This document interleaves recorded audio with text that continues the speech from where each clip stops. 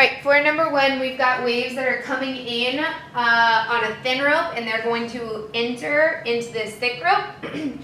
So what we have is we have a literal snapshot of the rope at a specific time. So what I can say about these two is I can say something about the amplitude. So I can say this one has a smaller amplitude. And I can also look at the wavelength. This one has a longer wavelength, right? From here to here versus here to here. So I can also say that the thicker rope has a longer wavelength. What I cannot say is anything about the frequency and the time. A lot of people are tempted because normally a longer wavelength implies a lower frequency. That's only if we know that the velocity stays constant, because we're using our V equals,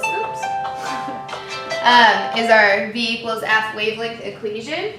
So I actually don't know that V stays the same. In fact, I know that it changes because I just went to a new medium. So I cannot say anything about the frequency of the time because I know nothing about a time. All right, so we're still going to use the V equals F wavelength equation. I know that when I go to the thicker rope, I just increase the wavelength.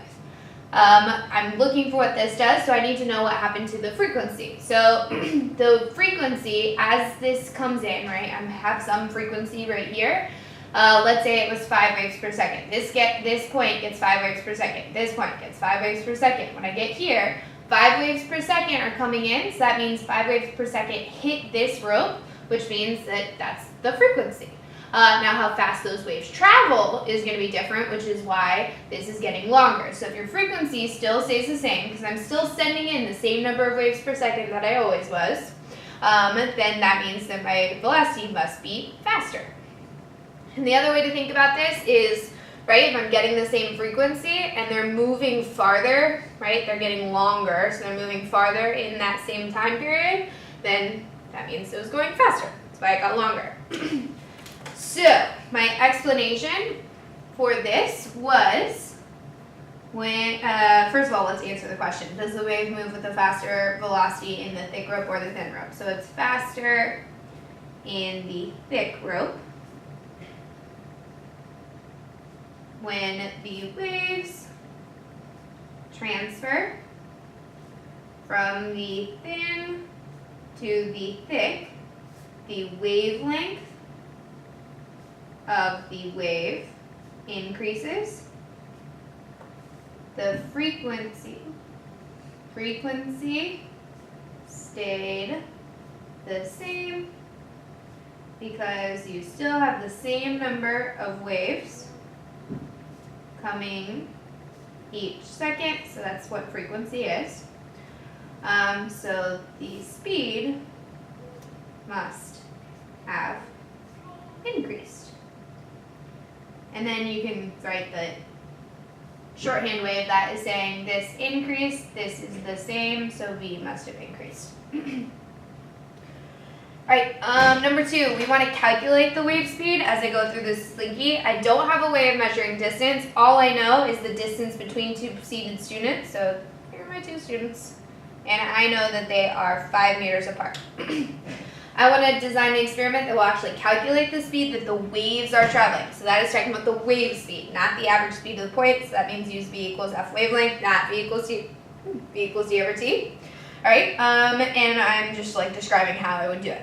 So to find the wavelength, right, if I know the 5 meters, all I need to know is what shape. So we can make a first standing wave, right, first harmonic. I can make a second harmonic. I can make the third harmonic. Either way, right, just knowing how many waves I have in the 5 meters, I'll get how long each wavelength would be. So in this first one, this is half a wave, so a full wavelength would be twice that, 10 meters.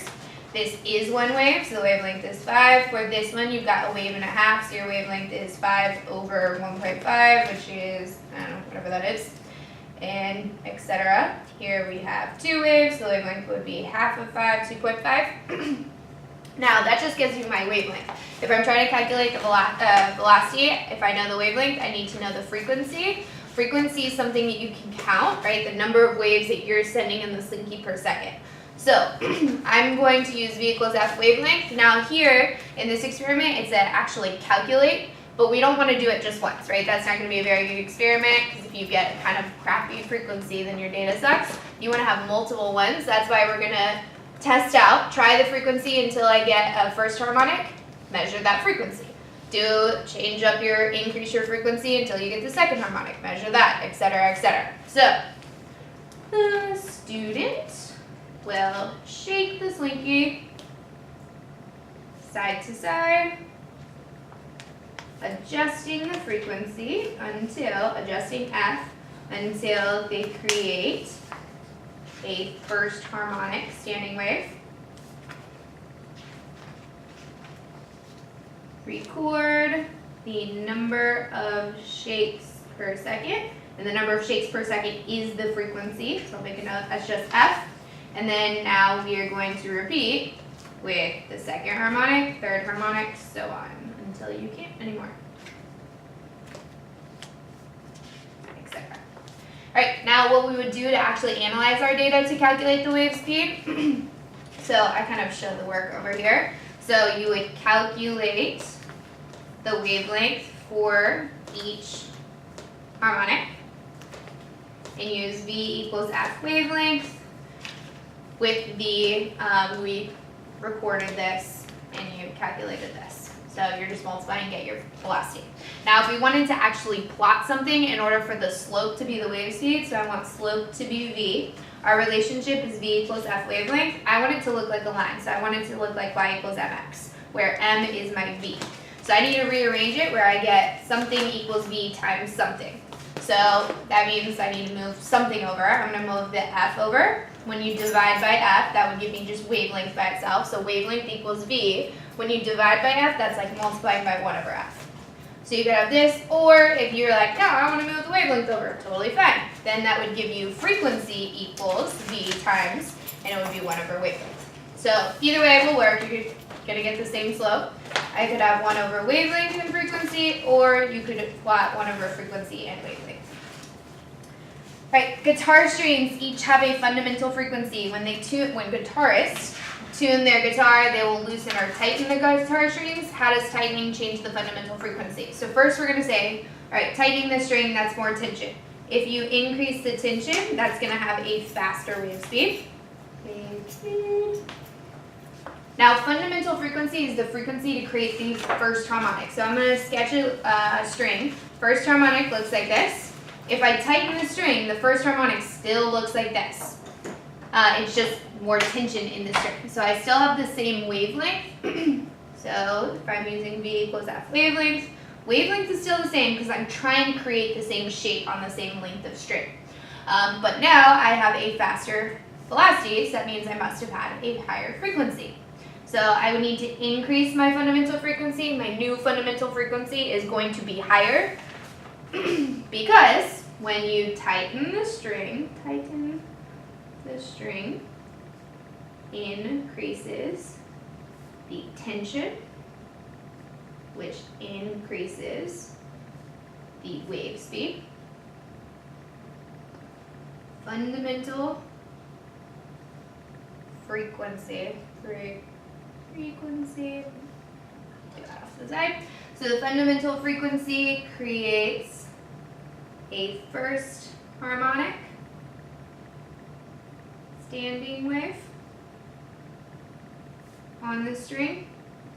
So you still want to create wave with the same wavelength. So you need a greater F. And here, right, this notation really helps show that you know what you're talking about. This notation is not enough, right? You need to literally say in words. Okay, well now I have a faster speed with the same wavelength, so that would require a greater frequency. But this hammers it in that, like, to the greater, that they're like, oh yeah, they see the relationship. So, like, both ways. Alright, we've got a generator. It is oscillating on a string, and I can set the frequency, I can adjust it. The other end of the string is pulled over a pulley with a hanging mass. If I want to know the relationship between tension in the rope and wave speed. So we have two types of experiment questions. One is like, hey, calculate something. So that was like number 2, right? Design experiment that would calculate V for this. And then the other type of experiment is like, I want to know the relationship between A and B. If you want to know the relationship between A and B, you change up A and you measure B. And then you can see what happens. So here, I want the relationship between tension and wave speed. The thing I need to vary or I need to change is the tension in the rope. Now, I'm not directly changing the tension, so changing the tension is, I would do that by changing the mass. So here, you would change the hanging mass. So start with one mass and then just like increase the mass. That would be increasing the tension. What would I then need to measure? So end goal is you want the wave speed V. V equals F wavelength. You have the frequency, right? The generator, you get to set the frequency. So I'm going to say that I know that. I need to record it, right? So I need to record that. And you would also need to record, well, I guess I would say record the wavelength. So you need to measure this string so you can calculate the wavelength. So you would need to measure or record the frequency for each wave. And you would need to measure the length of the string to get the wavelength. Now the length of the string is not necessarily your wavelength, only if you're doing the second harmonic. If you're doing the second harmonic, then yes, the length of the string is your wavelength, but if you're doing the first harmonic, you would have to double that to get your wavelength, or blah, blah, blah. How would I analyze the data to see the relationship? So, what did I get for this? So you would have to measure the length of the string and calculate calculate wavelength, and then use V equals F wavelength to get the speed for each wave. I'll do tension and wave speed. And then you would calculate the tension, which would just be like the mg, right? We're assuming if it's not accelerating, then your tension in the rope, if it still is just equal to the mass, equal to the force of gravity, which is mass g. So then you would just plot tension and velocity, and then you can see what the velocity does. So see if tension increases, what V does. So sometimes that is like you actually plot the graph, like it would be kind of clear, like, oh, I'll plot tension on the x-axis and V on this axis, see what happens. Or sometimes it's just a table and looking like, oh, as this increased, this one increased. If I double this, I double this. Or if I double this, this was times 4, etc. Alright, third harmonic. So this is, looks like 2 fixed points right here. So those are closed or node points. And then I have, I'm talking about the third harmonic, so that means I have 3 antinodes. So look like this. Which points on the string have the least vertical speed? So the ones that are not moving are the ones that have the least vertical speed. So that would be these nodes. So this is, I said, column point X. And the reason that these are have no vertical speed, right? These are the nodes on the third harmonic standing wave and will not oscillate, no vertical speed. Right? If they're not moving, then of course they have no vertical speed, so they have the least vertical speed. Now the points that have the greatest average vertical speed would be the antinodes, because those are the ones that are going up and down, that have the most displacement. So if I'm these points on the string, these 3 points are the ones that are your antinodes, so those are all 3y. These are your antinodes, have the most displacement, vertical displacement, so that is the greatest average vertical speed. Alright, if in part A they measure the fundamental frequency to be F, if I now move the generator closer, so at first it looks like this, I've got a shape like this. Now I'm moving it closer to the pulley, but I'm still creating a first harmonic. I'm assuming like they didn't change the mass, so tension would stay the same. So you should notice that because I'm doing the same shape but on a shorter length of string, whatever, that you now got a shorter wavelength. So V equals F wavelength. This is shorter. And frequency will, of course, be different. You have the same medium. I didn't change the tension, so I'm going to say velocity is the same. That means your frequency would have to be higher. Yes. So you would need a higher frequency because you have a shorter wavelength than before with the same velocity. Make sure you say why it's the same velocity, right? Same medium, same tension. So you need a higher frequency because V equals F wavelength. So this one increases, this one increases when this one decreases. This one stays the same. Alright, organ pipes each have a different fundamental frequency where they are played in the same room with air at the same temperature. So as soon as you're saying like, hi, this is the same, this means same medium, which means same velocity. So V equals F wavelength. If V is the same and you're saying, oh, my fundamental frequencies are different, that means that the wavelength associated with them must be different. So now you're trying to explain, right, why do these have different wavelengths? So fundamental frequency is the frequency that goes with the first harmonic. So in each of these, the first harmonic looks like this. Now I'm going to try and draw a better picture. Pretend these are my pipes. Those are closed, these are open. So first harmonic looks like this. First harmonic looks like the same shape, but then see how it's in a smaller enclosed space? So then this would have a shorter wavelength. So then of course a shorter wavelength would have a different frequency because V is the same. So I would say that all waves travel in the same medium. Not all waves ever, all the waves in this question. Travel in the same medium, so have the same wave speed. Since V equals F wavelength, and each has a different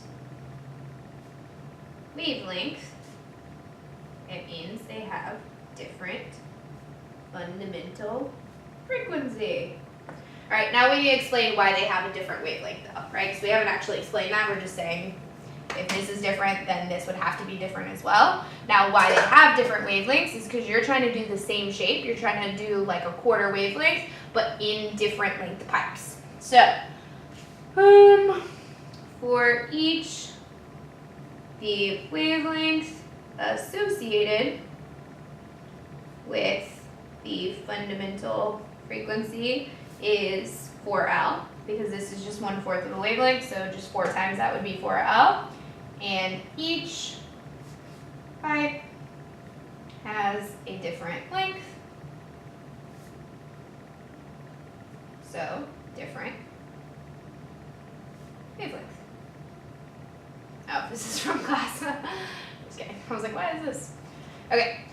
So again, what we're saying here is V equals F wavelength. V would be the same, it's the same medium, same temperature. Your wavelength would be different because in each of these, for the fundamental frequency, that's just 1/4 of a wave. So wavelength is just 4L. So if I have different L, right, I have a different wavelength. So if V is the same and this is different, frequency would have to be different.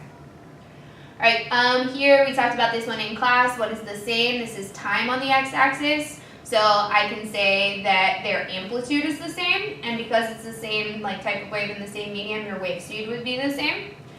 What would be different? So time, right? These two are different times. The time for one wave is different for each, so their period is different. Their frequency, the number of waves per second, is different because their period is different.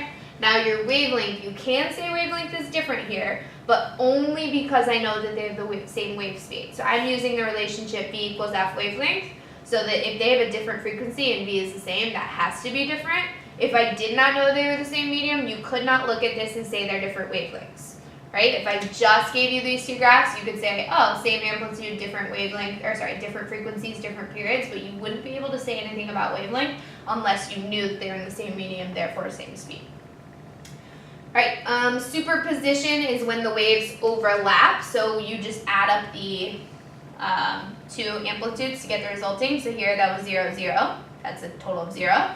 This one was 0, this one was not quite 1, so I put not quite 1. This one was not quite 1 and 0, so not quite 1. Oops, I skipped 1. Negative 1 and 0 is negative 1. Here, 0, 0 is 0. This one, negative not quite 1 and 0 is negative not quite 1. Positive 1 and 0 is positive 1, and then you keep going. Now, I showed you in class that this, you don't just connect all of them. What you get is a shape like, not very good at this. You get a shape kind of like this, where you have your periodic wave, and then you're getting periods of constructive interference and then destructive interference. So what you would hear if these were sound waves, these tall parts would be loud and these small parts would be quiet. So you would hear loud, soft, loud, soft. These are called beats. Now the beat frequency, so the frequency of the beats is just the difference between the two frequencies. It doesn't matter which one, because technically, right, you can't have a negative absolute frequency, so just absolute value. So if the frequencies are the same, right, then you don't get a beat frequency. If the frequencies are very, very close together, so if it was like 100 and 101, then you get a very low beat frequency, right, very few beats per second. If they're like 100 and 150, then you get 50 beats per second, etc. Alright, so here I want to actually find the two beats, or the beat frequency, so I need the two frequencies. So for this one, a lot of people want to do period and then do 1 over period. For the bottom wave, that's fine. This is very obvious. This one has a period of 0.01. So if I have a period of 0.01, that means I have a frequency of 1 over that, which is 100. Not so easy to figure out what this this time is right here, because it's not on like the axes. So what I did is I counted up. This was 7.5 waves in 0.1 seconds. So that means in a whole second, right, 10 times as much, you would get 75 waves per second. So that means a frequency of 75. So if I have a frequency of 75 and a frequency of 100, then the beat frequency is the difference between them, which is 25 hertz. That means I hear 25 loud beats per second. So it goes loud, soft, loud, soft, loud, soft, 25 times in a second. If I wanted to hear more loud notes per second, I want more of the notes per second. Not I want them louder. If I want them louder, then yeah, increase the amplitude. But I'm not saying I want them louder. I just want to hear more of those loud notes per second. That means what this is directly saying is increase the beat frequency. So to increase the beat frequency, you want the frequencies more different. Hopefully that's okay English. More different. So, right, if I'm talking about 100 minus 75, I want a bigger difference between them. So it said, what would you do to the second wave? What would you do to the 100? Well, if I increase this, right, if I have 200 minus 75, that's a bigger difference, a bigger peak frequency. So I would increase F2 if you were keeping F1 the same. If you were saying, what could I do to the first wave, right, if you kept the 100 the same, you would want to decrease this, whatever makes them farther apart. If I wanted to not hear beats anymore, then you would just want them to have the same frequency. So F2 have the same as F1, because then the difference would be 0, right? And then you wouldn't have beats anymore. Number 7, we've got two waves coming towards each other. The wave is moving 1 unit per second at t equals 0. This is the picture. I wanted you to graph or plot the velocity of point x as a function of time, just for the first 6 seconds. So think about, at t equals 0, nothing's happening. At the first second, nothing's happening to point x, right? This would have moved 1 over. From 1 to 2 seconds, nothing. So I know from 0 to 2 seconds, nothing happened, because that's how long it takes for this to reach me. So I'm going to do 0 to 2 seconds is nothing. And then at 2 seconds, it reaches me. So now I'm going to start moving down. So I'm going to say move down. Think about, It's only moving down for 1 unit across, which if it's going 1 unit per second, that means only 1 second. So if it hits me at 2 and it only goes down for 1 unit or 1 second, that means from 2 to 3 seconds, I move down. And then 1, 2, 3, then after that, I'm going to start moving up. So this is 1, 2, 3 units, so that would take 3 seconds. So from 3 to 6 seconds, I move up, and then it's only asking from 0 to 6. So I want to plot the velocity. If nothing is happening, your velocity is 0. If you're moving down, your velocity is some negative number. Let's actually calculate. So I go down 1, 2, this is -3, okay. I go down -3 centimeters in that 1 second.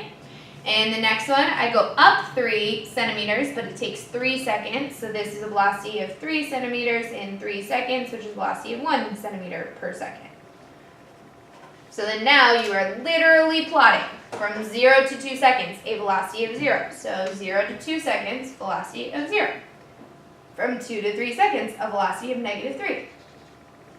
From 3 to 6 seconds, a velocity of 1. And then I'm not going to go after that, because after that rate it would be flat, it would be 0, but then I think pretty soon after that this one comes, so we'll just leave it like that. You can connect them if you want, if it makes you feel better. Sure. Alright, at what time will the pulses completely overlap? So what I did is I looked at the centers, so how wide are they? 1, 2, 3, 4. So the centers right here and right here, and I looked at how far apart your centers are. So 1, 2, 3, 4, 5, 6, 12. So the centers are 12 units apart. This one's moving 1 unit per second. This one's also moving 1 unit per second. So if they're both moving towards each other, it should only take 6 seconds to meet, for the centers to meet, right? Because I don't want when the edges meet, when they're completely overlapped, it means the centers are meeting up. So it should be 6 seconds. And then let's just double check. So let's take this one, move it over 6, take this one, move it over 6. So take this, 1, 2, 3, 4, 5, 6. And then go down 1 over, or down 3 over 1, and up 3 and over 1, 2, 3. So it would look like this. And this guy, move it over 1, 2, 3, 4, 5, 6, up 1 over 1, and like that. All right, perfect. This is when they completely overlap. So at t equals 6 seconds. Now I want to actually sketch what the shape of the string looks like. So I kind of already did it. I'm going to use a bottom for practice. So I've got this. 1, 2, 3. It's flat on either side, and then this one was like that. So flat on either side is easy because anything after x is 0, and anything 1, 2, 3, 4 is 0 because there's just legitimately like no pulses right here. Now here I have to deal with the interference. So let's look at this one. It goes up 1 over 1. This one goes down 1 over 1, so that completely cancels out. And then now I start going down only like a third while this one goes down 1, so it should be down here. So I'm going to pick this one, which is a legitimate point. So this is -3. And this one, if you follow it right, if it goes up 1 and over 3, that means it went up 1/3. So then -3 minus 1/3 is, I can do that, -2 and 2/3. So this point would be -2 and 2/3. And then triangle. That's my pulse. You could have done it so like this one is -2 and this one is positive 2/3, so then you can subtract. That would be -1 and 1/3, but which is what I've got right there, but it's also just a straight line. So this is the snapshot at that time. Student creates waves of different frequencies and records the frequency and the resulting wavelength. If they graph frequency as a function of inverse, so that would be frequency as a function of inverse, that would be on the bottom right. You say f as a function of x. All right, so here that would be f equals something times 1 over wavelength, and this would be the slope, right? Well, in this case, that's just v equals blah, blah, blah. So will this be linear? Yes. because I have this equation right here. Now, here's a random one, so you kind of know that because you've used it in your lab and on the front. If I have these two relationships and I graph C as a function of E, will it be linear? So let's say if Q is CW, then I can replace Q with CW equals AE squared. A and W are just numbers, so this is just a number, a constant. But these are, what do they call actual variables. If I plot A or C and E squared, I should not get a line because this is going to be a quadratic, right? It goes like E squared. Hopefully you know this. All right, so what I would need, so no, because as C increase, well, no, I wouldn't say that. Because it is a quadratic relationship. If I wanted to plot it as a line, what you would need to plot, right, if you wanted a line, this would be like your x, this would be your y, so you'd need C and E squared. That's what would be a line.